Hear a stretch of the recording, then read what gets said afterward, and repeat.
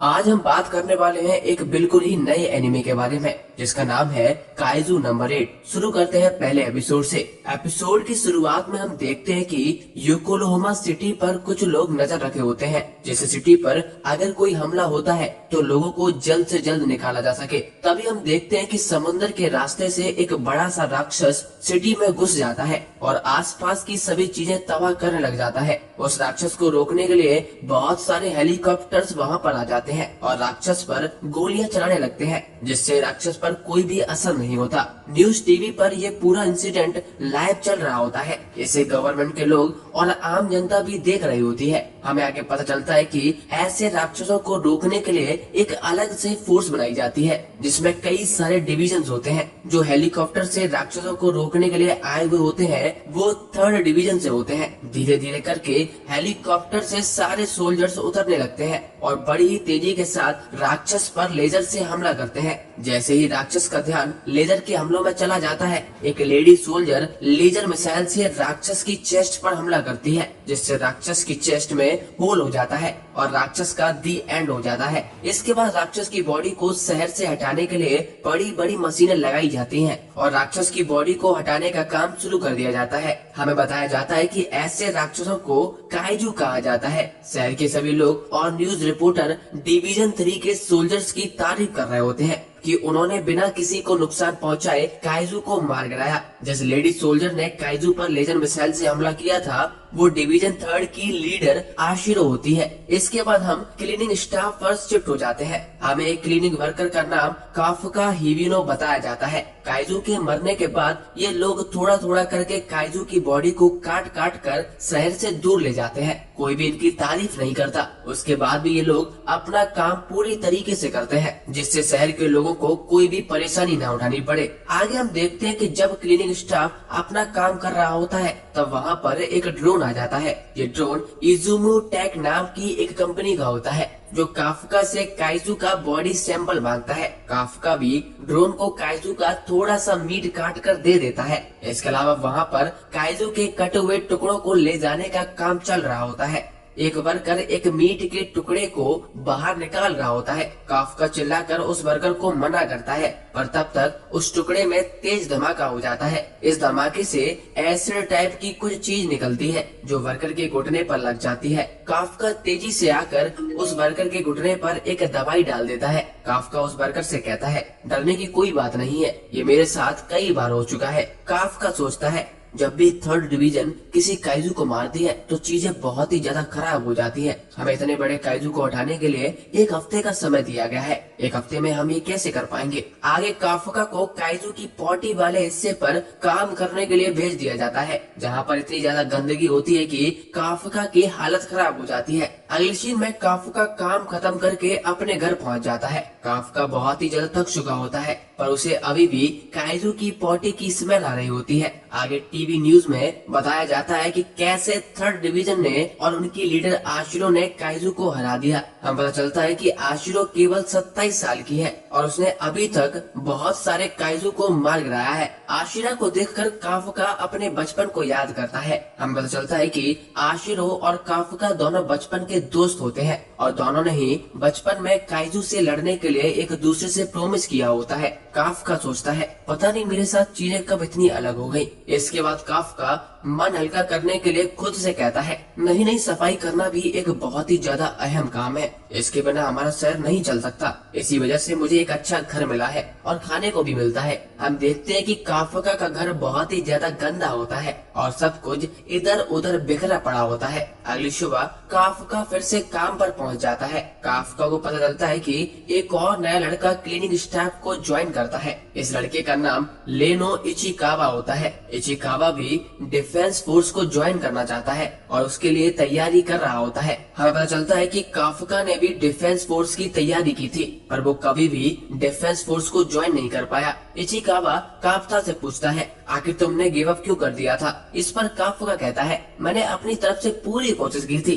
बस शायद मैं यहीं तक पहुंच सकता था। तुम समझ जाओगे जब तुम मेरी एज पर आओगे। काफका की बात सुनकर इचिकावा बड़े ही रूड तरीके से कहता है, मैं कभी भी गिव अप नहीं करूंगा, चाहे इसके लिए मुझे एक दिन मरना क्यों न पड़ जाए। ऐसा बोलकर इचिकावा वहाँ से चले जाता है। इचिकावा के जाते ही काफका गुस्सा होते हुए खुद से कहता है, क्या मैं ऐसा कुछ बोल सकता था जिससे मुझे कम बुरा लगता? गिव अप करना क्या इतना ज्यादा बुरा है? अगले सीन में हम क्लीनिंग वर्क पर शिफ्ट होते हैं। क्लीनिंग स्टाफ को अलग अलग टीम्स में बांट दिया जाता है जो काइजू के अलग अलग पार्ट्स को ले जाने का काम करती है। काफका और इचिकावा दोनों को काइजू की पॉटी वाले हिस्से पर काम करने के लिए कहा जाता है। काफका चिढ़ जाता है क्योंकि काफका को हमेशा यही काम मिलता है, फिर भी वो बिना शिकायत किए कर देता है। काफका का मैनेजर कहता है काफका कभी भी किसी काम के लिए मना नहीं करता। अगर काफका ने डिफेंस फोर्स का टेस्ट निकाल लिया होता तो काफका डिफेंस फोर्स में काफी अच्छा काम करता। आगे लंच ब्रेक हो जाता है। सभी लोग अपना अपना लंच कर रहे होते हैं।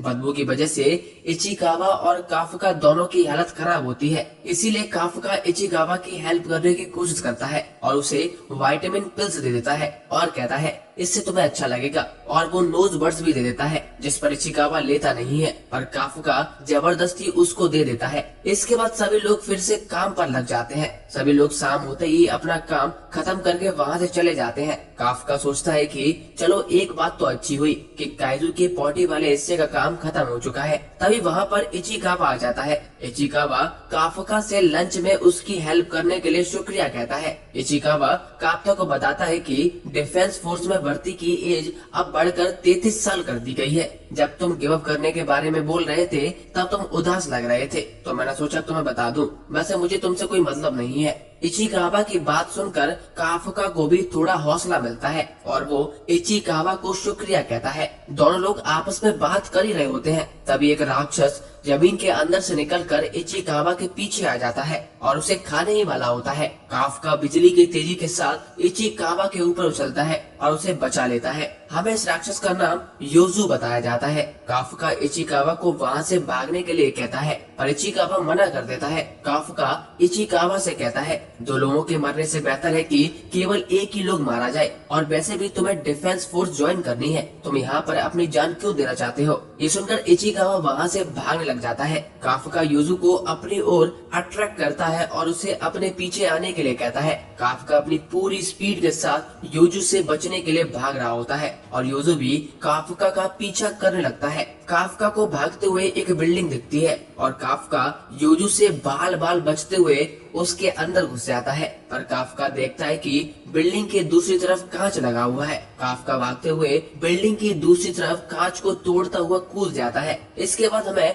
काफका का एक फ्लैशबैक दिखाया जाता है। काफका और आशिरो दोनों एक पहाड़ी पर बैठे हुए होते हैं। दोनों के स्कूल और घर काइजू ने तबाह कर दिए होते हैं और साथ ही में आशिरो की 2 में से एक कैड मीको को भी मौत हो जाती है। इसके बाद दोनों लोग काइजू से लड़ने के लिए डिफेंस फोर्स को ज्वाइन करने का फैसला करते हैं और कहते हैं देखते हैं हम दोनों में से कौन सबसे ज्यादा कूल ऑफिसर बनेगा। आगे हम फिर से प्रेजेंट में आ जाते हैं। काफका बिल्डिंग से छलांग लगाकर निकल जाता है पर योजू भी फिर से काफका के पीछे आ जाता है। काफका एक डंडे से योजू के पैर पर हमला करने की सोचता है पर योजू काफका पर पंजे से हमला कर देता है जिससे काफका घायल हो जाता है। काफका सोचता है आखिर ये सब कैसे हो गया, मुझे तो डिफेंस फोर्स ज्वाइन करनी थी। आगे योजू काफका पर हमला करता है पर योजू 2 बड़े पत्थरों के बीच में फंस जाता है जिसकी वजह से काफका का केवल पैर ही चोटिल हो पाता है और उसकी वजह से काफका भाग भी नहीं पाता। आगे योजू काफका को बस खाने ही वाला होता है और तभी वहाँ पर इचिकावा आ जाता है और योजू के मुंह पर हमला कर देता है जिसकी वजह से योजू थोड़ा घायल हो जाता है। इचिकावा काफका से कहता है मैंने डिफेंस फोर्स को बता दिया है, वो लोग आते ही होंगे। काफका इचिकावा से कहता है पर तुम आखिर यहाँ क्यों आए हो? इस पर इचिकावा कहता है अगर मैं तुम्हें यहाँ पर मरने के लिए छोड़ देता तो मैं कभी भी डिफेंस फोर्स ज्वाइन करने लायक नहीं बन पाता। इचिकावा की बात सुनते ही काफका को अपना पास्ट याद आ जाता है जब वो डिफेंस फोर्स के टेस्ट में फेल हो जाता है। काफका सोचता है मैं आज भी बहुत ज्यादा कमजोर हूँ, मैं अपने गेम कंसोल को और अपनी दोस्त की कैट को नहीं बचा पाया था और आज मैं अपने काउ बर्गर को नहीं बचा पा रहा हूँ। ये सोचकर काफका जोर से चिल्लाने लगता है। तभी हम देखते हैं कि एक बहुत बड़ी व्हाइट कैट आकर योजू पर हमला कर देती है और पलक झपकते ही योजू को मार देती है। आशिरा अपने साथियों से इचिकावा और काफका का ध्यान रखने के लिए कहती है और खुद उस एरिया में बाकी योजू की तलाश में निकल जाती है।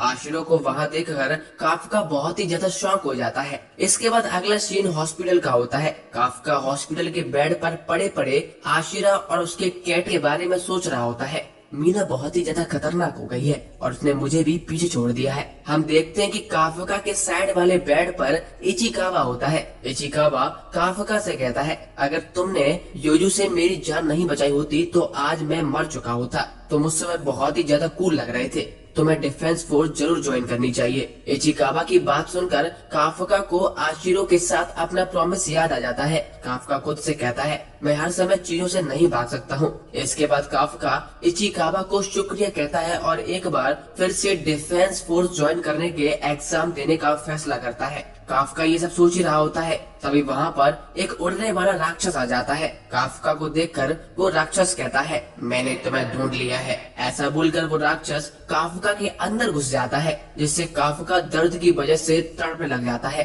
काफका को ऐसे देखकर इचिकावा काफका के पास चला जाता है। हम देखते हैं कि काफका एकदम से ही चेंज हो चुका होता है और वो खुद एक इंसानी दानव में बदल चुका होता है। काफका को ऐसा देखकर इचिकावा बहुत ज्यादा डर जाता है, पर काफका इचिकावा को समझाता है कि ये मैं ही हूँ। इचिकावा के अलावा एक और इंसान काफका का दानव रूप देख लेता है और वो डिफेंस फोर्स को कॉल कर देता है, जिसको देखकर इचिकावा और काफका भागने का फैसला करते हैं। एपिसोड के एंड में हमें आशिरो और काफका का बचपन दिखाया जाता है। दोनों लोग काइजू से लड़ने की टेक्निक के बारे में पढ़ रहे होते हैं। काफका कहता है, काइजू से लड़ने के लिए हमें सबसे पहले उनके पैरों पर हमला करना चाहिए, जिससे हम उन्हें बांध सके और वो भाग ना पाए। काफका की बात सुनकर आशिरो कहती है, जब भी मैं काइजू से लड़ने के बारे में सोचती हूँ, जो कि हमेशा ही बहुत ही ज्यादा बड़े होते हैं, तो मैं डर जाती हूँ। इस पर काफका कहता है, तुम्हें डरने की कोई जरूरत नहीं है, मैं हमेशा तुम्हारे साथ रहूंगा। हम देखते हैं कि आशिरो नहाते समय अपने बचपन को याद कर रही होती है, तभी उसका फोन आ जाता है। आशिरो को फोन पर एक और काइजू के बारे में बताया जाता है, जिसे लोगों ने हॉस्पिटल में देखा था। ये काइजू काफका ही होता है। आशिरो फोन पर उस काइजू को मारने के लिए अपनी टीम को रेडी करने के लिए कहती है और इसी के साथ ये एपिसोड खत्म हो जाता है।